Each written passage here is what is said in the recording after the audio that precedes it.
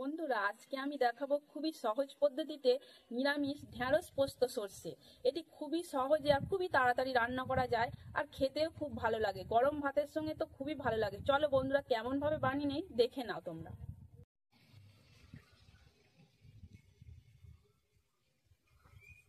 ঢেঁড়সগুলোকে আমি ভালো করে জলেতে ধুয়ে নেব। বন্ধুরা, ঢেঁড়সগুলোকে আমি মুখ আর এই লেজটা এরম ভাবে কেটে দেব, এইভাবে। টমেটোটাকে কুচু কুচু করে কেটে নেব আমি।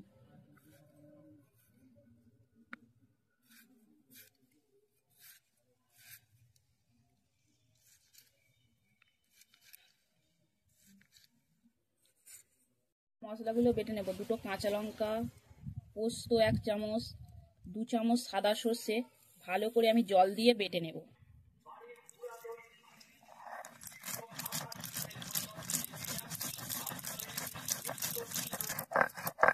এইভাবে আমি মিহি করে বেটে নেব।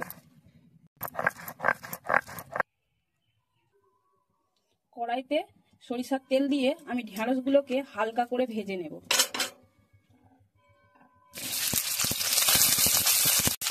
সামান্য নুন দিয়ে দেবো। ঢেঁড়সটা বেশি ভাজবেন না বন্ধুরা, ভাজলে ঢেঁড়সের রংটা নষ্ট হয়ে যাবে। হালকা ভাজবে আর কি। এইভাবে আমি ভেজে নিয়ে তুলে নেব। ওই তেলেতেই আমি কালো জিরে দিয়ে দেব, টমেটো কুচি দিয়ে দেবো,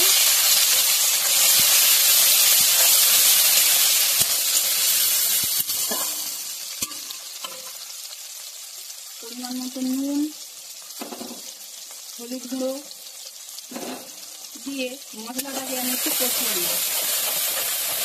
টমেটোটা সিদ্ধ হয়ে গেছে, এবার বাটা সর্ষে, পোস্ত, কাঁচা লঙ্কাটা দিয়ে আমি ভালো করে একটু কষিয়ে নেব।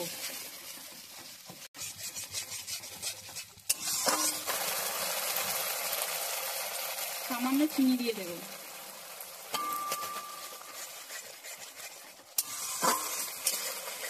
দেখুন বন্ধুরা, মশলা কষে আমার তেল ছেড়ে দিয়েছে। এবার আমি একটু জল দিয়ে দেব।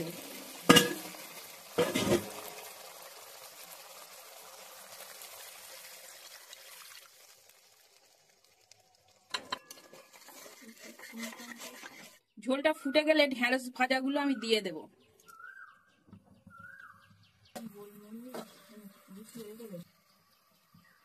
ঝোলটা ফুটে গেছে, এবার আমি ভাজা ঢেঁড়সগুলো দিয়ে দেব। দিয়ে আমি খুন্তির সাহায্যে নেড়ে 5 মিনিট ফুটিয়ে নিলেই আমাদের হয়ে যাবে রান্নাটা। উপর থেকে কাঁচা লঙ্কা ছড়িয়ে দিলেই আমাদের সর্ষে পোস্ত ঢেঁড়স একেবারে রেডি। এবার আমি এটাকে গরম ভাতের সঙ্গে টেস্ট করে দেখবো বন্ধুরা।